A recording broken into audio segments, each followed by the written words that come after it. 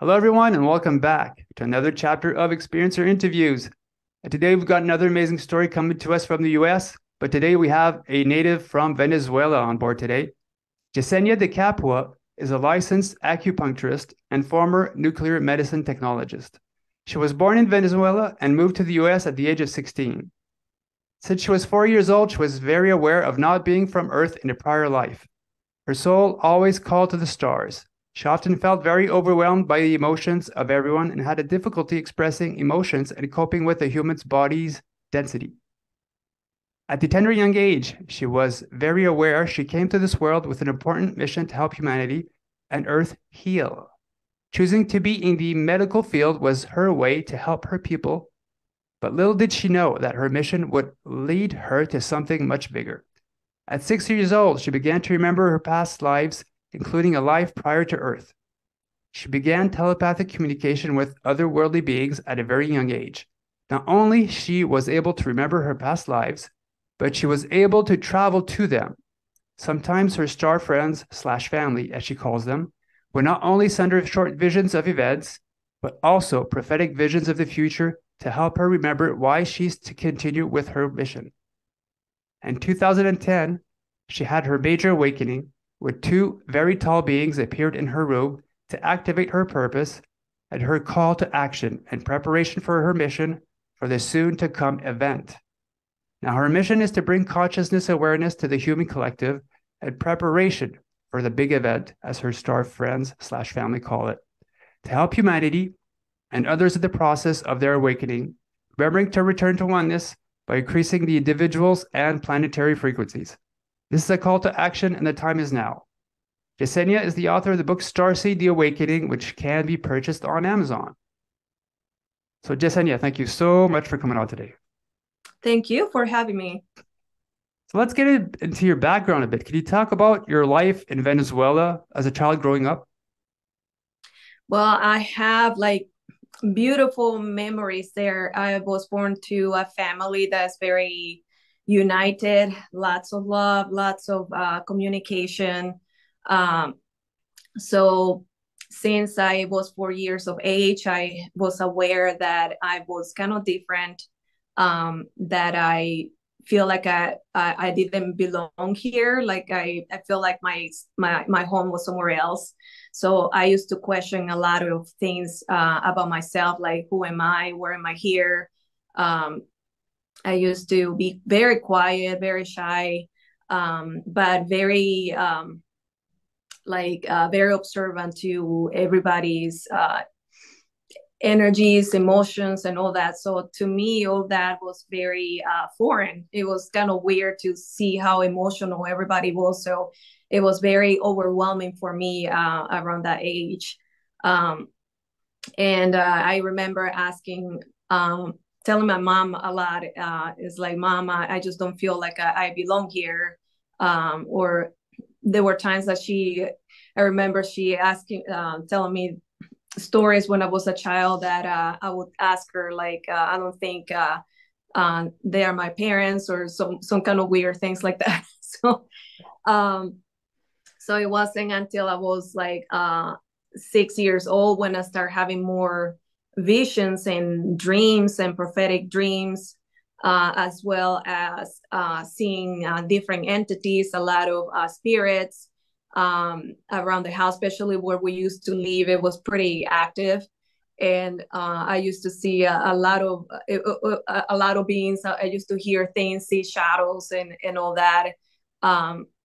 And the prophetic dreams that I used to have had a lot to do with the future events, starting with a lot of civil unrest, natural disasters, fire, strong winds, and including an asteroid hitting the Earth. So those were very recurrent dreams for me since I was 6 years old, and they continue throughout my life, constantly reliving those moments. And I didn't understand why that kept happening. I knew that was some kind of prophetic visions, and I was pretty aware that they were not just dreams. I was also starting to recollect memories of other lives. Like I was able to travel to those past life that I was living, and I used to see all what I was wearing. I was pretty aware that it was not just a dream that was in a specific place. So I was aware enough to tell myself, it's like, okay, this is not my present life, and I try to get as much detail as possible to what I was seeing. Either if I see a piece of paper, what year is it, what kind of clothes am I wearing, what language they're speaking, or anything like that. So I used to see all vivid memories of everything that was happening during that time. And one of those times, when I woke up in the morning, I remember that I started speaking to these beings who I thought at the time were angels. I was born in a Catholic family, so to talk about extraterrestrials or anything like that, or anything like that, was like unheard of. So I was not really exposed to stuff like that. So I had like that constant communication with some beings.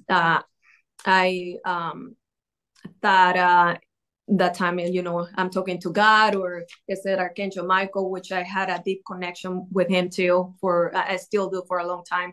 But I will distinguish there were different voices that were coming in constantly. So there was always a male voice, and all of them had different tones to them. So I could recognize, okay, this is Archangel Michael, this is somebody else. But to me, it was like normal. So I never like questioned, like, hey, who are you?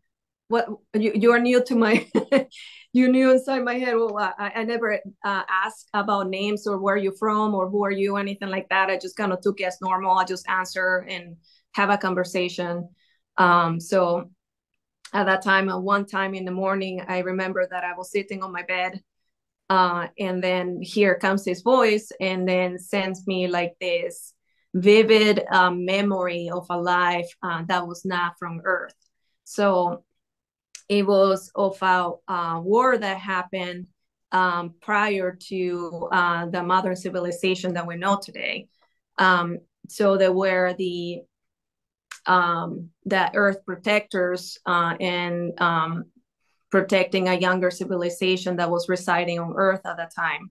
I remember seeing a lot of ships on the Earth orbit, and then some of those ships went down into Earth to land on land. And I remember seeing a younger civilization there. I could see that there was a lot of, it was kind of raining at that time. There was a lot of mud. It was dark. People were kind of scared and running around screaming. There was fire, and there was an army of us there trying to protect from some beings that were in there to take possession of the planet, to take control over it. And those entities that we were trying to protect Earth from, they were very tall, very bulky, and they look very reptilian. They have their armor on, and we were getting ready to fight against them. And I remember looking to my right to a being that I had strong connection with, and I saw him as a brother. And I looked at him and told him, my dear brother, it was an honor to fight with you. So, and that's where the dream ended, or not the dream, the vision. So when that ended, I mean, I was like in tears because it felt so real. And I remembering that specific life. And I did ask the being that I was talking to, who was sending me that memory, I asked him, was that me? And immediately he answered, that was you. You were an Earth guardian. So, and this information will continue throughout my time like that. So it was like fascinating to see that. Obviously, I kept that a lot to myself because it's like, who am I going to tell this. I mean, it sounds a little crazy, but I trusted that was real. It was happening. Many times I will discuss things to my mom, and she was very open to receiving and listening and trying to guide me through. So, and she has her own abilities and her own questions that she kept to herself too. She used to see things too. Could you talk about, did you say anything happen in space, or was it always on ground? There were like stations of different, because there's not like one alien race that was like, it's like a whole federation. Yeah. To my understanding. So there were like different federations that, or like ships that will be guarding the Earth. So there are the Earth Keepers and the Earth Guardians. So the Earth Guardians, obviously, they are the ones that are more staying outside on the Earth and kind of checking the perimeter of the planet and kind of watching over things. And the keepers are more the ones that stay inside the planet, taking care of the ground things, taking care of the internal Mother Earth things. So they're like two different factions, would you call it? Like, yeah. So if that answers. So you being an Earth Guardian, you were stationed on the Earth?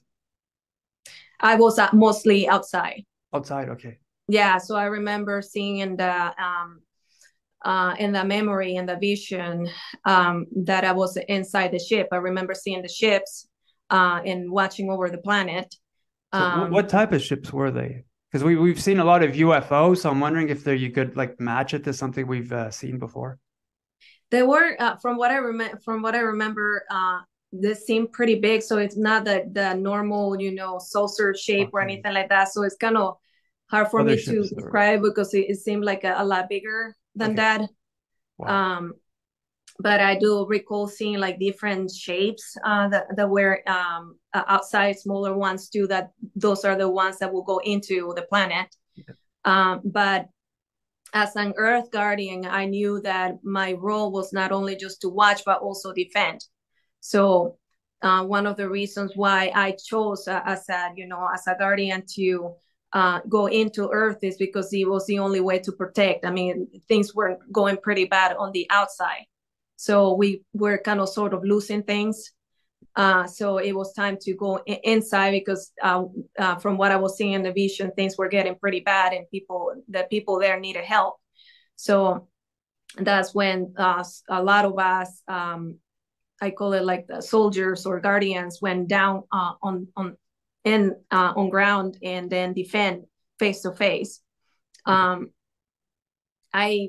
feel like that's when I would say I probably lost my life there, or it was a time when I knew that it was time to reincarnate as another being in there. So, and that's I feel like that's why I was telling my brother or my soul brother at the time that it was an honor to fight with you, because I knew that I was not going to leave there alive. So it was like a choice or a volunteer choice that it had to be done that way. Okay.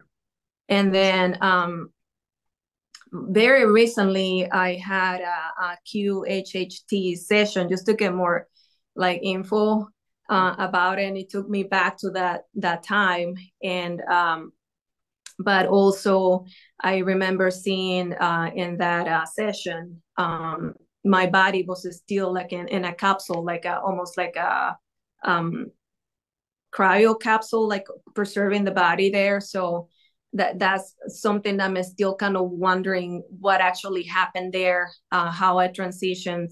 Is it my body that is just preserved there, or did I actually die there? There's a lot of things that are kind of unanswered. We're multi-dimensional beings. Mm-hmm. So, I mean, we're able to be occupying different spaces at multiple different times. So those are things that are kind of hard to explain. Yeah, fascinating. Another time, I had the ability to also astral project. So as a child, that was very frequent, and I know everybody can do that.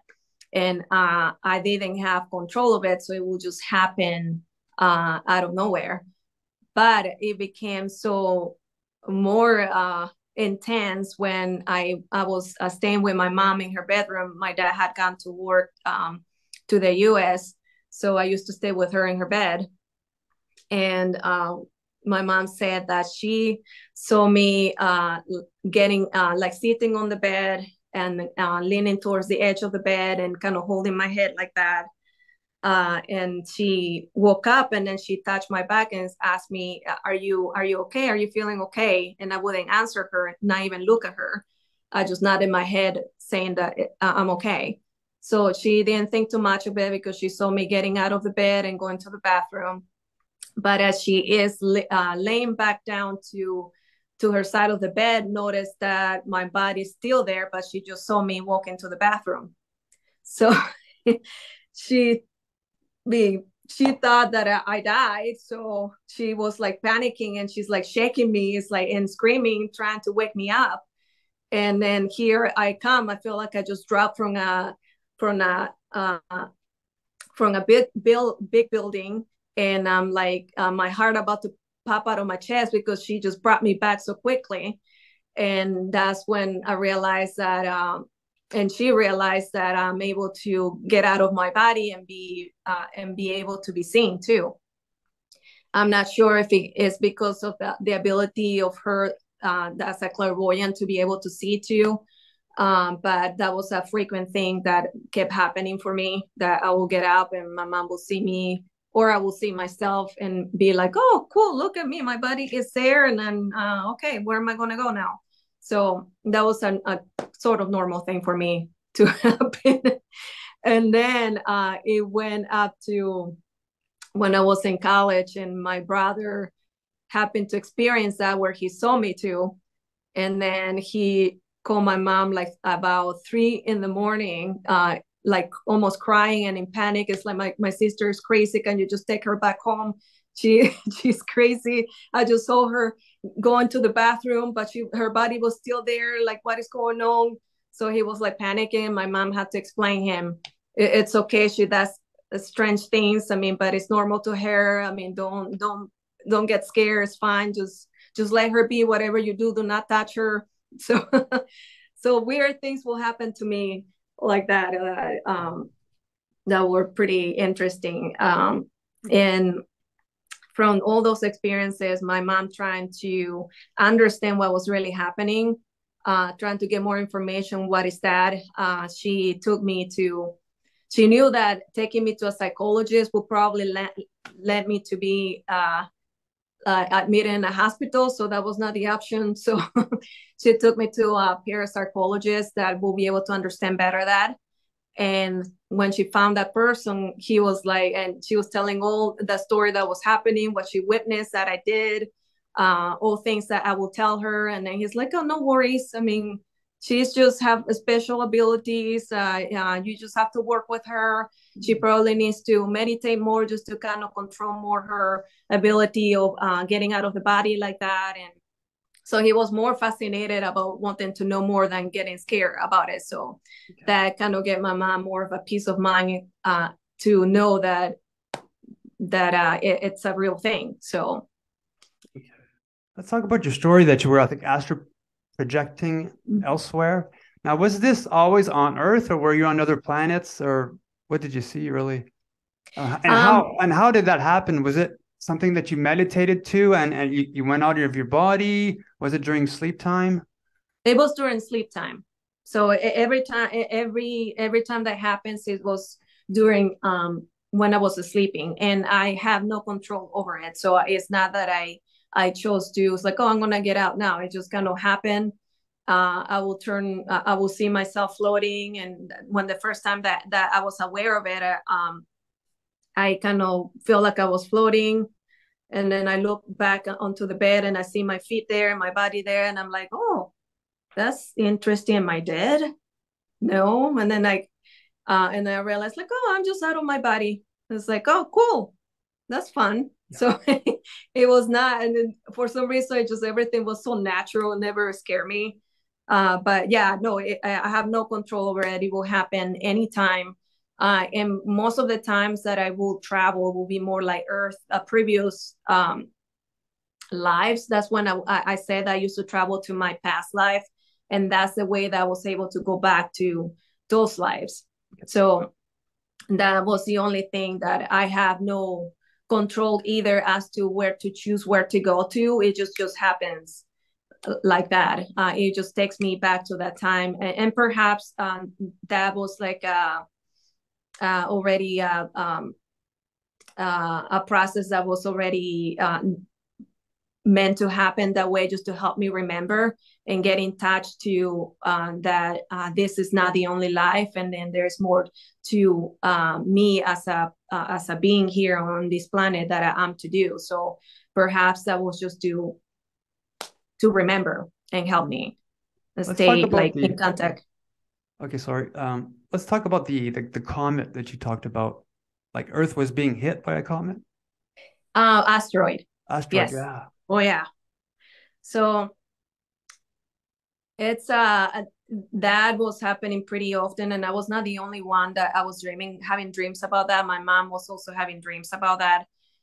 So every time I will see, first it was like fire in the sky. I will see, I keep seeing that scientists they were not able to detect it until it was very late, and there was nothing that they could do.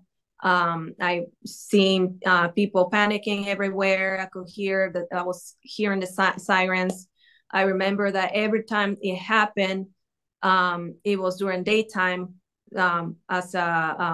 specifically where I was living at the time. So every time was daytime, and there were many survivors that survived the impact.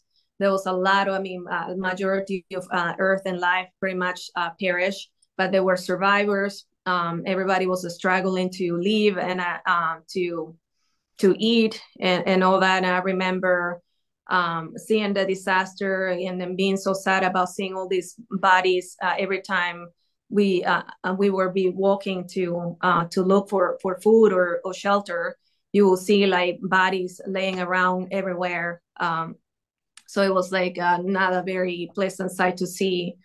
But it wasn't, I knew that this was like, this prophetic visions was like, they were real. And at some point it was meant to happen. I didn't know when that was to happen. I didn't have a specific date or time or anything like that, or year, nothing. But I remember that before that happened, there will be a lot more chaotic times in humanity, like civil unrest, a lot of separation, a lot of fighting, a lot of natural disasters, a lot of, I remember seeing a lot of winds, tons of strong winds, destroying a lot of water. I remember seeing a lot of water flooding different countries, flooding many different areas before this event happened. So I didn't realize that how real this was until it was confirmed through another author that has direct contact with other beings who wrote several books about it, the imminent future that is awaiting for us. And when I was reading the book, that gave me confirmation that first, what he's experiencing is real, and he's not creating lies to mislead people, that everything that was written there is real, because I was receiving the same information since I was 6 years old. And that's when it led me to realize how limited amount of time we have now, and how important it is that we have to prepare, and we still have time, but it's our time is ticking right now. So that's what led me to Mount Shasta. it was through these beings. They start communicating with me since, let's see, the end of 2020, 21. So I was having tons of different dreams about a mountain that with a specific site with a mountain and a fallen tree trunk, a lot of pine trees in the back, and messages about the future. And then I kept having those recurring dreams about this mountain, this ritual happening to me, these beings calling me and setting up a ritual that I have to be there, and I had not a clue as to where this mountain was and what it was. So I just kept putting it behind and wrote it on my diary like usual. And it wasn't until the beginning of January of 2022 when they kept leading me to buy this specific book about this author that I heard of before. And this author's name, his name is Ricardo Gonzalez. So he's a well-known ufologist. So they were very persistent. It's like, I have to buy the book. And they kept, when you open your Amazon account, it kept popping, the book kept popping, buy this book. It's like, okay, I'll just save it for later. I'm not feeling attracted to it yet, but I will keep it for later. And then every time I will order something, the book. So like, fine, I'll get the book. I don't know why you want me to grab the book, but I'll get it. So that's how my communications go. They're very persistent. So when I purchased the book and decided to read it, the more I was reading the book, I was like astonished, if it's the proper word. But I was like shocked that every time I will be reading, as I go through the pages, it will describe this mountain that I was seeing in my dreams to detail, to where it's like, oh my God, this is the exact same place in my dreams. This is the same place they keep showing me in my dreams. So that's when I learned it was in Mount Shasta, because he does. That's where he met these beings in Mount Shasta. The thing, it was back in 2014, and he does retreats there at the time. So, and then the more I kept reading the book, and then I kept learning about the messages that they were bringing about our imminent future from these beings that he called the Apunians. That they kept bringing messages of our future about an asteroid that is supposed to hit Earth in a specific year, and then how important it is that we need to prepare. So that really opened my eyes that the visions and prophetic visions I've been having since I was 6 years old, and what these beings have been telling him, they were real. And unfortunately, it's a call to action. And I immediately knew, this is like the way that they want me to be there, and I don't know why exactly they want me to be there. So it was a struggle for several months for me to really decide to go there. And I kept asking him for multiple different confirmations to see if there's really a need for me to go there. First of all, it's pretty far. It was in California, and I have a 3-year-old who I have never left alone before, or gone into trips or without him. So for me, that was very hard, for a big decision to make. And my family was not agreeing to me having to go to a place not knowing where am I getting myself into with strangers and all that. So I'm like, it's like, I have to do this. I mean, this is a preparation that I've been having for a very long time, and a mission that I need to fulfill. I don't know exactly what is it that they want me to be there for. If I'm going to have a direct face-to-face contact with them, or what exactly it is, but I need to figure out what it is. So there was a lot of emotional conflicts there. So it was one time that while I was crying and having anxiety because of that, I asked, it's like, you guys need to give me a better confirmation that is important for me to be there. So it wasn't too long after when they sent me those pictures. They sent me a vision of a mountain in a place that I took in China. They kept telling me, check your pictures that you took in China. This is a specific image. So I was like, okay, but that was long ago. So say, well, I don't have nothing to lose by looking at it. So I went through my 2014 pictures I took when I was doing my internship in China, and we took a trip to the Great Wall of China, and I took a specific picture facing the mountains and the wall. And as I'm zooming in, I see like these two dark dots there. I thought they were birds. And then as I zoomed in, I'm like, oh my God, you gotta be kidding me. It's like, how didn't I miss this? This was taken in 2014. It wasn't until 9 years later when I was told, like, hey, look at the pictures. I mean, we were there. So everything, that's the beautiful thing about this, is like everything is just planned.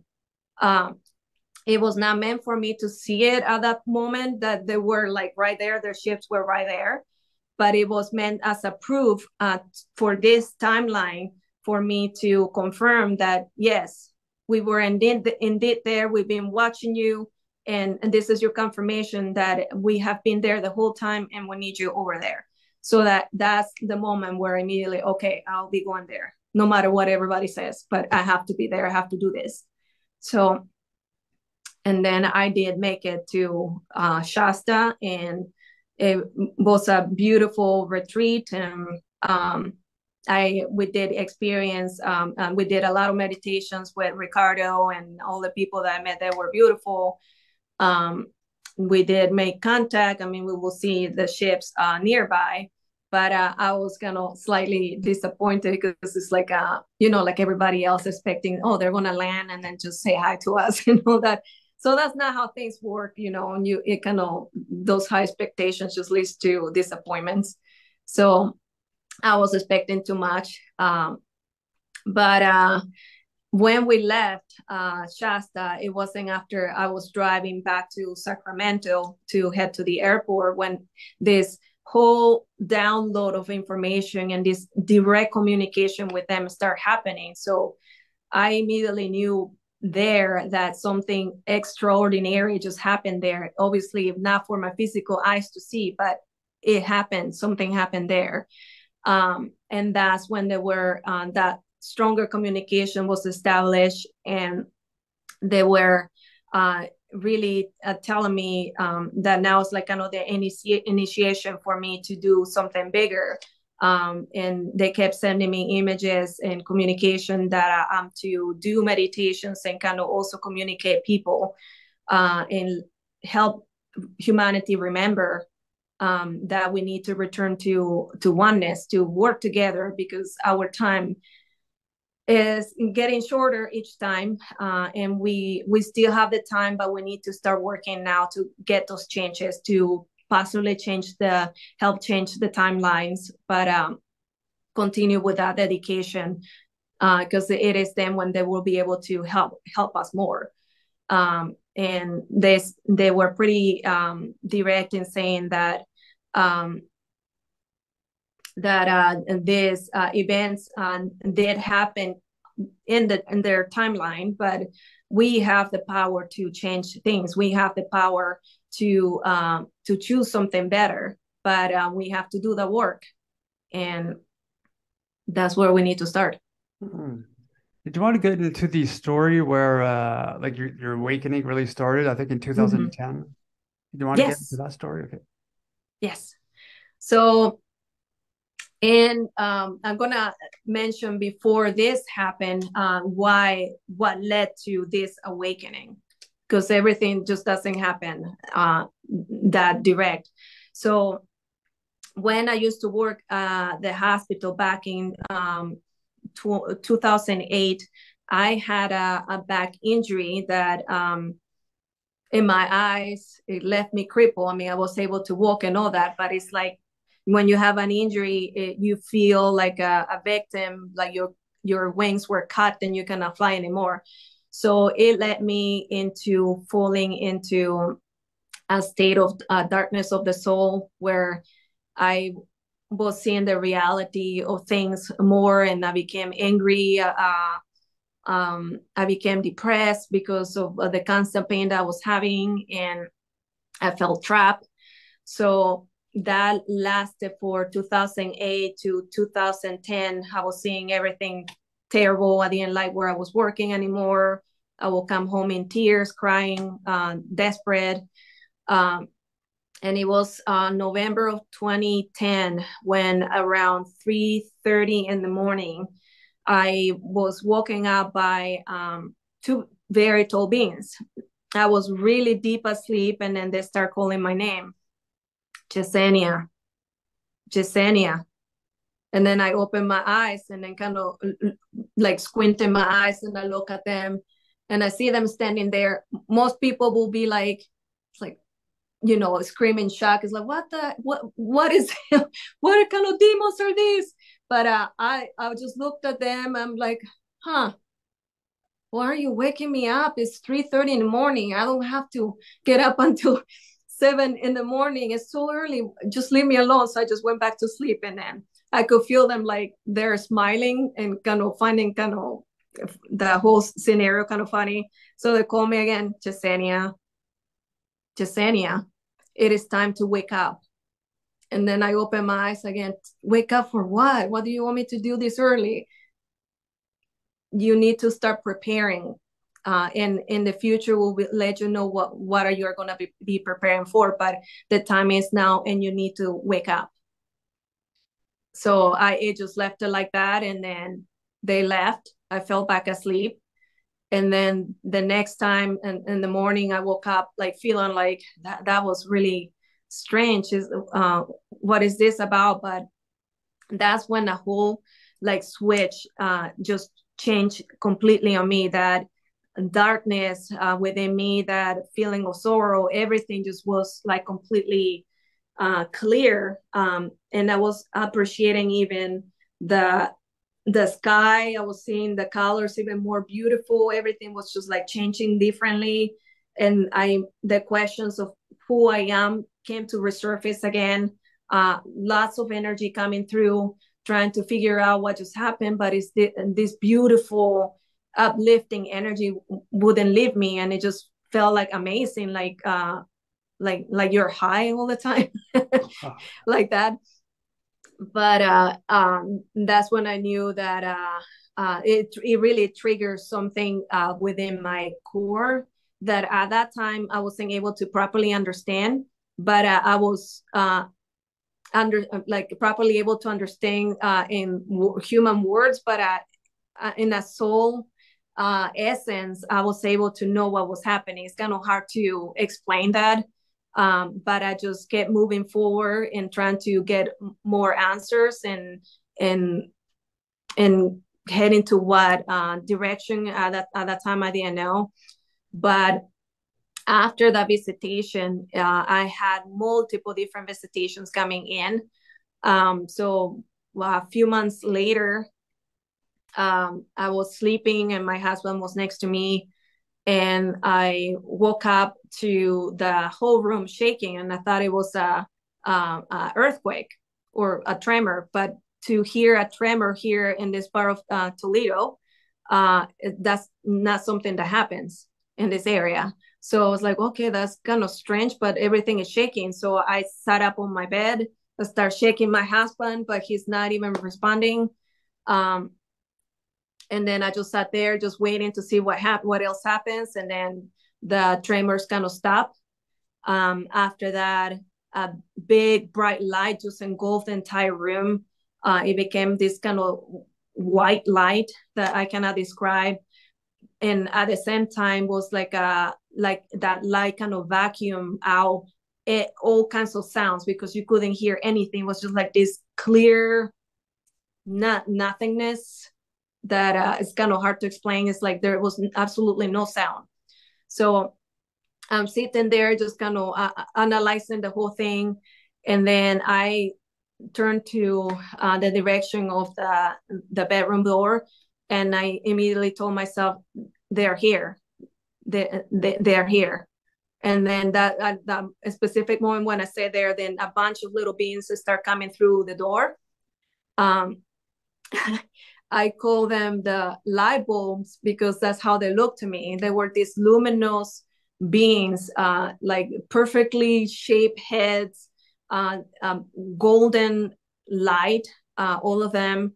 You could see their eyes. I mean, they were pretty big and dark, but they were actually kind of cute. So they're not frightening. What kind of startled me more is because they came, all these little ones, probably about 4 feet tall, little beings coming to surround the bed, and then they start grabbing on my feet and grabbing my legs and all that, but not in a forceful way. They got more like kind of touching, like that, gently touching, and that kind of freaked me out. So I start kicking at them and screaming. It's like, why are you touching me? Let me go, let me go. What are you doing? So they kind of step back. And as that happened, because I was kind of panicking a little bit, a taller one came through the door very gently, almost like she's, I cannot tell what gender he or she was, but it's almost like very gently and graceful coming through the door and then coming to the left side of where I was laying.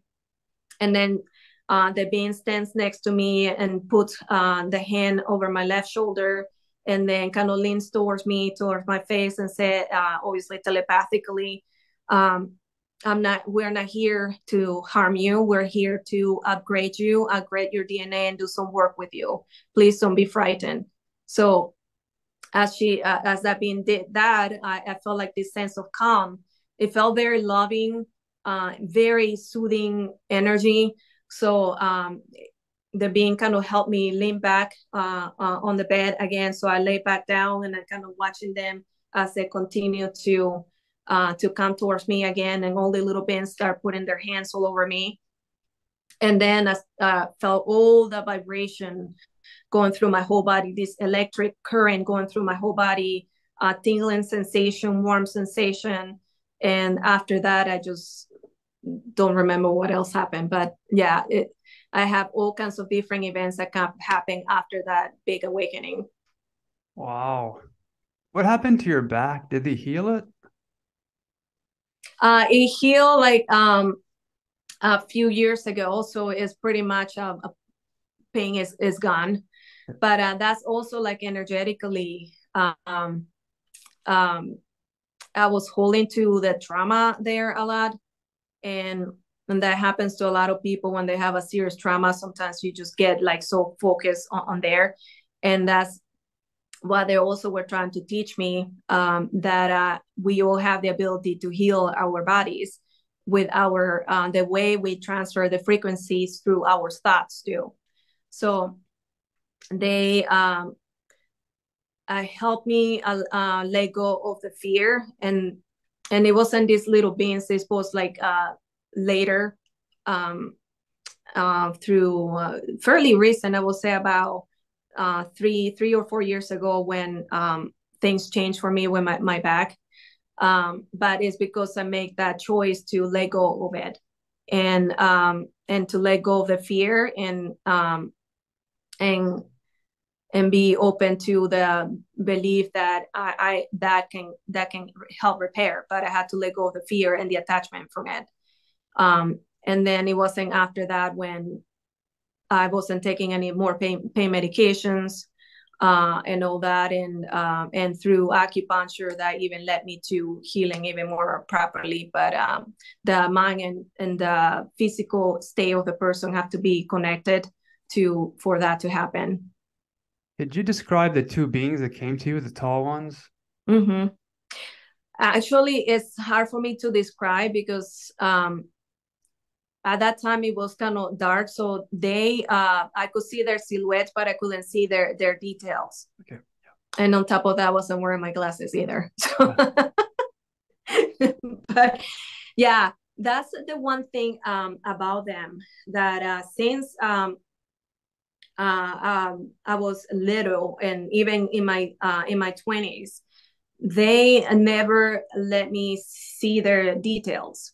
So going back to memories that I kept having from visitations from them, because this visitation has been going on for a lot longer than what I thought. This has been going on since I was a child.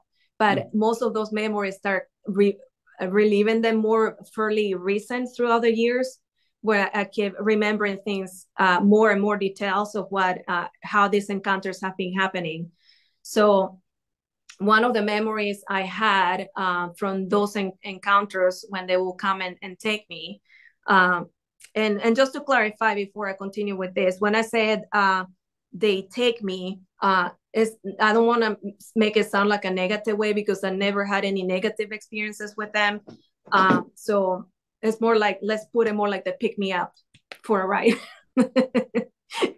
But in one of those, and they took me to into their ship, and I remember that one of them, super tall being. I would say that these beings are as tall as probably 8 feet tall to 10 feet tall. They were pretty tall. So as they take me to their ship, I mean, they're kind of that particular one was kind of giving me a tour around it. So I will say that I will see the control area. I knew that we were not the only ones there. I could see the other beings there. I could see their silhouettes, but everybody's kind of standing in a distance. But at the same time, I felt like very familiar. I felt like they were very welcoming. And it's like they were bringing me back to my previous place, my previous home. But it's like treating somebody with amnesia, kind of helping them remember little by little. So I remember this being taking me around, showing me around. And I remember seeing like in the middle of the ship, and there was like this big round energetic thing that later he showed me what it was about. But before that, I felt attracted to go to a big window that was there. And I remember seeing space, like we were out there. And I remember seeing the lights and the gases and the nebulas and all that, the beauty behind it. And it brought me to tears just looking at it and just feeling that connection to everything, understanding that those lights have intelligence behind it, that it's just not gases and all that. There's something so much bigger that none of us here in the human realm, that nobody can understand, because it's so much bigger and so much beautiful. Like it's like God source is in every single particle all around us, and the lights and the sun and everything, and the nebulas, the gases, everything is a giant connection to all. And I'm sure that's the reason, one of the reasons why they brought me there, to remember that connection. And I'm tearing up there, and then just seeing the beauty and understanding. He puts his hand on my shoulder and supporting me, and then he says like, here, let me show you something else. So as we're walking towards back to the middle of the ship, and I asked him, why is it that every time I see you guys, I only see your silhouette? I cannot see you as what you look like. Why can't you just show me what you look like? And he told me, at this particular point, we don't believe that you are ready to really see how we truly look like, because it will cause much of a bigger impact. So we want to work more gently, and in time you will be able to see things better. And I mean, we're talking this like probably 10 years or maybe 9 years before my awakening. So as he's taking me back to the middle of the ship, then he shows me this round thing, energetic thing, and it's more like a projector, holographic projector. This energy just like zooms into the air there, and I see lights, and I see like the solar system. I see like galaxies and all that he's showing me. And then he shows me a story about two particular galaxies that long time ago they collided with each other, and there was a civilization in one of them. That as these galaxies came together as one over time, one single solar system was able to survive that collision. And as a consequence, the beings that resided there were forced to evolve into these different entities that they are now. And then that's what he was said, this is what happened to them. And then it was so beautiful to see that. So after that, I don't remember what else happened from there. But little things like that, memories that will keep creeping back into my memories from time to time. And as well as other appearances, like when was probably 8 or 10 years old, playing with my brother and some neighbors over the on the roof of the building. And it was like a storage area, and there was a mountain in the back that we keep seeing there, very close to where we lived. And I remember that I felt very cold to look at a specific area of the mountain. And then as I look there, I see this gigantic silverish ship just hovering there. And I thought it was my imagination. So I'm kind of looking again, like I always do, just kind of rub my eyes. It's like, where am I seeing this right? And then I immediately turned to my brother. It's like, are you seeing that? Do you see that? And then they couldn't see that, but I was only the one being able to see that. And that's another thing that happens a lot to a lot of people that have these experiences, that these beings sometimes they choose to show you, only you are the only one that is supposed to see that. So I will have like different recollections or memories like that. And on the other one that happened that was more direct contact was back on April 11 of 2015. Again, I was walking up around 3 a.m, and I was really deep asleep, and then I hear like this electronic sound inside my head. It was so strong to the point that I felt like my head was literally about to explode.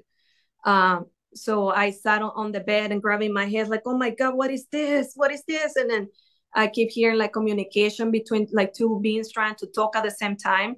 Their English was like kind of broken English, but it sounded very electronic. And then finally as they're tuning in the sound, and then I'm like make it stop, that this is getting too strong, my brain is gonna explode. And then finally things kind of calm down a little bit, and I was able to hear one. And then I realized that then they were there. So they said, Yesenia, it is time, when we are here, we need you to come with us. And that kind of freaked me out because their energy wasn't registering it. There was like a different energy that I wasn't used to. So I got kind of scared. So I kind of tried to bury behind my husband's back. I'm shaking him, pinching him. And that's the other thing that happens, that whoever you are with there's something there. They have this special ability or this special like technology that it doesn't allow the other people to know what's happening. So only you are the one to experience that. So as I'm trying to bury myself under the blankets behind my husband's back, then I could see that there was at least 2 beings like in the room already. And I didn't want to even look at them, but I could feel their presence very strongly in the room. And then I kept telling them, please, not right now. I'm not ready right now. Just please don't come to me right now. So as I'm doing that and kind of covering myself and shaking, closing my eyes, I felt one of them walk to the back of the bed towards my head, and it stood behind my head. And then there I'm freaking out more and closing my eyes, trying not to see. And then I felt his hand put on my head like that. His hand was pretty large. I will tell you that it was not like 5 fingers. It felt like more like 4 fingers. Very long, very skinny, kind of very, how can I say, like very bony. And the middle finger was what caught my attention the most because it was a lot longer than the other ones. The tip of the fingers were very rounded and very knobby.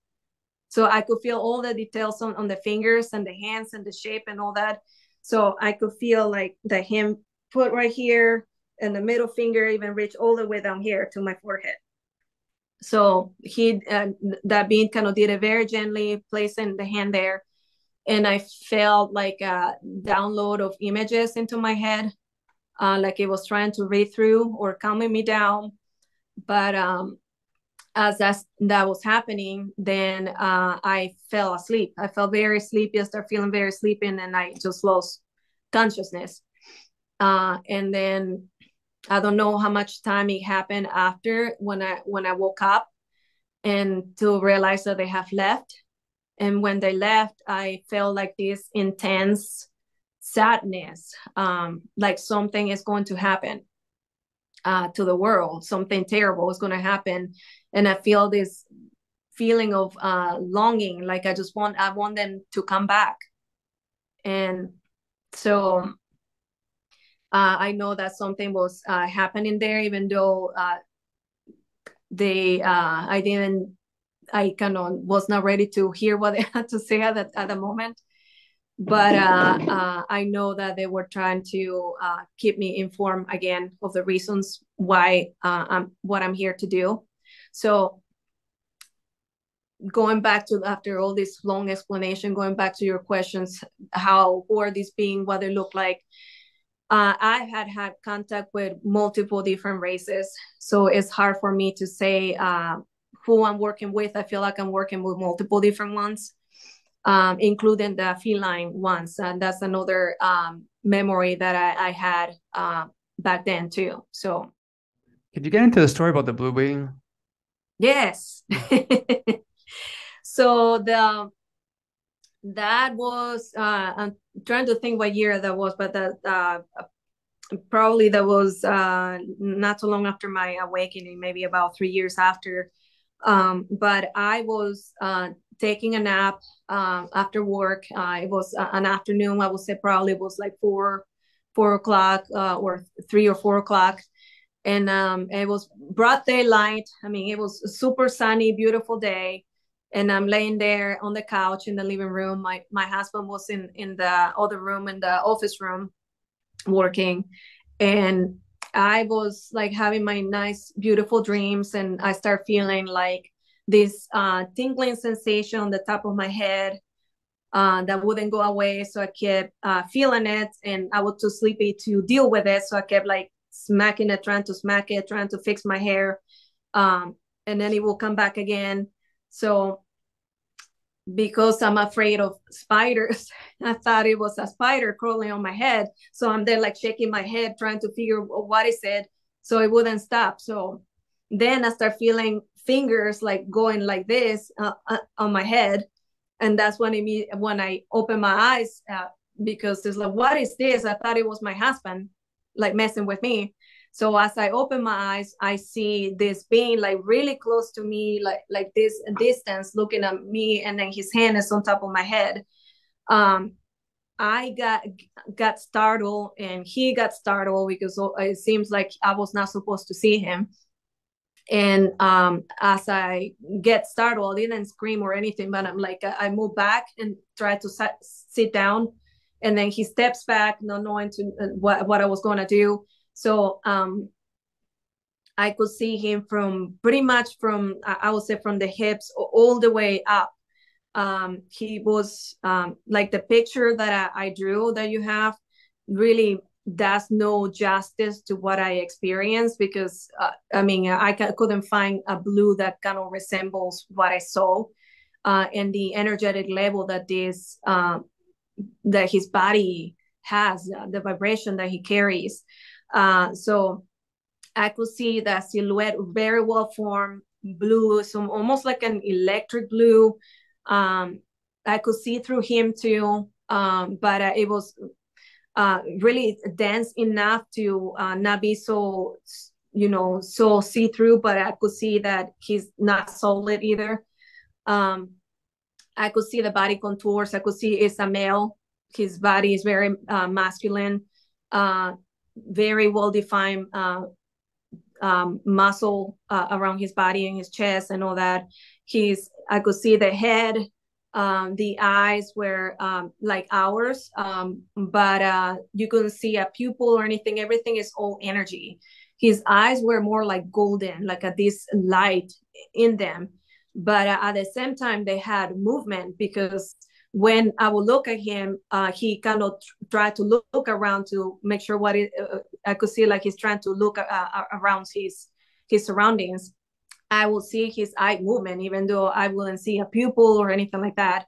And I could see also like a swirling violet light that kept turning around his forehead, like on the third eye, this energetic spiral that kept going on in there. So it just very, very energetic. I think that the best the description that could resemble a little bit, if you have seen the movie Numbers with Nicolas Cage, like the ending part where these angelic beings come over, that you see like they are these dense beings but all energy, and you see that light kind of like swirling in their bodies, but you could see their details and the body shape and all that. It was like that, but he was blue, like this beautiful electric blue and golden eyes and that purple spiral going through his head. So that's kind of my best description, visual description I can give, that might look like that. So, and he was pretty tall too. So there was no communication. It was more like we're staring at each other, waiting to see who's gonna do the first move, type of thing. But by the time I finally got over my surprise and I was getting ready to ask, like, hey, he left. So That's I was disappointed. I know. So yeah, so from what I'm being getting, I think he is of Arcturian origins. So that's what I have a strong connection with Sirius and Arcturians too. So that's what I feel like my a star lineage comes from. Okay. Do you want to talk about your book? When did it come out? What was the purpose of writing your book? So I released it in 2013. So that the goal at the time was just to help awaken those souls to their purpose, as well as giving some information that they're not alone. Because when I woke up, I mean, there was no much information about what a starseed is. And I kind of had that understanding that I came from the stars, but I didn't have like a specific name at the time.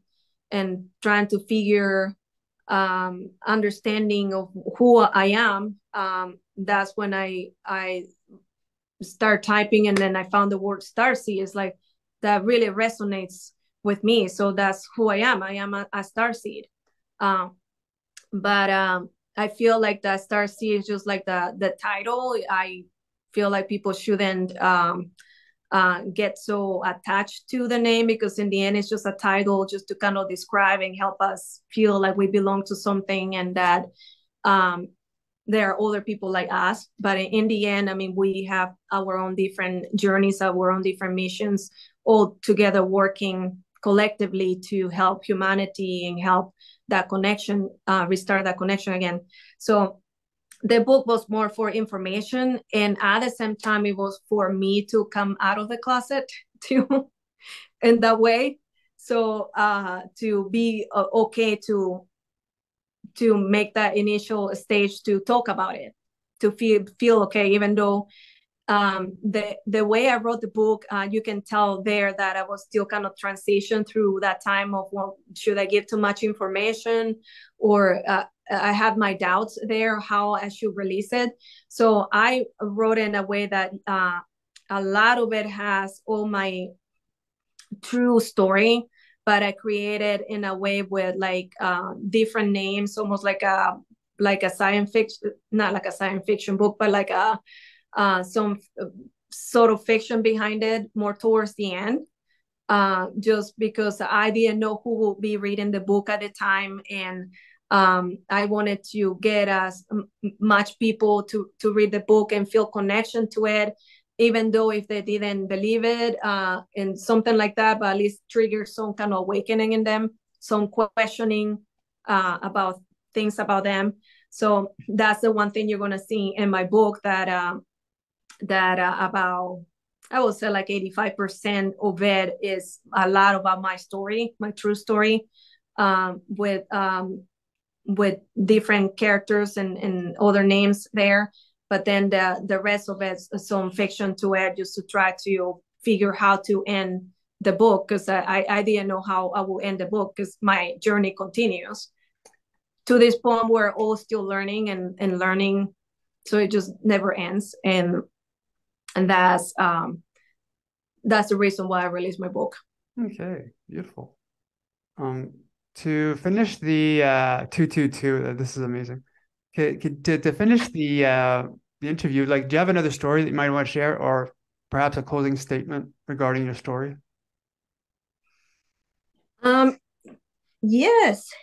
So I do have like and I'm gonna read it because it's too long and I didn't want to miss any information.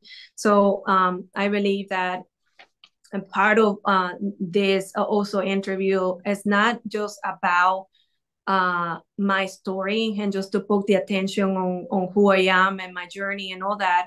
And it's all good and all that, but there is a whole purpose to all this, and is to help everybody remember why we're awakening to this point, why this a specific time on the planet is so important and so incredible and so critical, that we start incorporating changes, because what I have shared and what it is to come for the future. So I wanted to share a message here. So it is important that during this time of big changes, that we remain focused in the present more than worrying about the future. Staying in neutrality to whatever you all may experience or see in the times ahead is going to be the key to our next step in the evolution of our consciousness. As many souls continue to awaken, it is going to be imperative to not get distracted in the needs or wants of the ego. I understand the need or want to know where in the stars you come from, which galactic family do you belong to, what kind of abilities you may possess, or how to make contact with star beings. None of that matters now. What matters now and what they need from us as a galactic collective is that we begin our own preparation and focus on raising our own individual vibration and our collective consciousness. They are not here to rescue or save us. They are here to help us remember our connection to all, to help us remember how our frequencies and separation created against each other not only is affecting us here on Earth, but also it is creating a negative ripple effect across the cosmos. They strongly believe that we could change it all if we consciously choose to work together. They respect our own free will, but at the same time, they have hope in us that we be wiser in our choices. They are not here to clean humanity's mess. It is time to take responsibility and take action now. It is then when they will be able to engage in helping us more directly, but we have to make the first move. Please do not compare yourself to what others have experienced or where they are in their journey. You are your own unique self experiencing your own journey. Don't focus so much on making contact, but more so focus on your own conscious expansion. It is then when things will gradually start happening according to what you're able to receive. Meeting intergalactic beings is not for entertainment. Meeting them carries a great responsibility that not many are capable of taking. Their energy and presence is very powerful, but also full of love and respect. So with that said, please don't rush things. Work on your own integrations slowly and with much love and compassion towards yourselves. Be committed to those changes with a strong intention, and you will receive more information on what you need and who you are for the next step. Choose to see the beauty behind everything. Change the perspective of what you see in your own experiences. Raise to the vibration of love, because it is in this vibration that we all be united as one. So beautiful. That's so beautiful.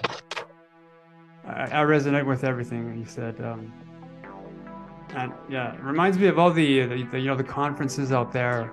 They seem to be more like entertainment focused and less informative. And when you see all these experts, well, my first question is, well, have you been on a UFO?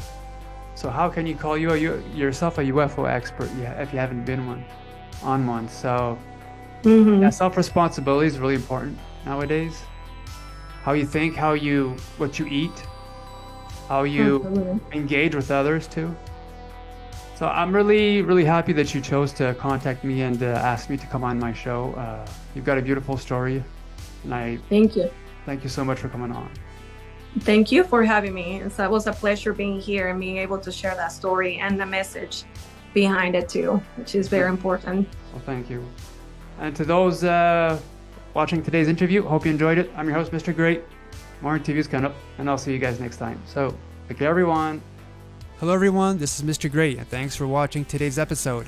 If you are an abductee, contactee, or experiencer, and you believe that your story could help others, please feel free to contact me through my YouTube channel email. When it comes to experiencers, the ET phenomena, and the future, remember, truth will out.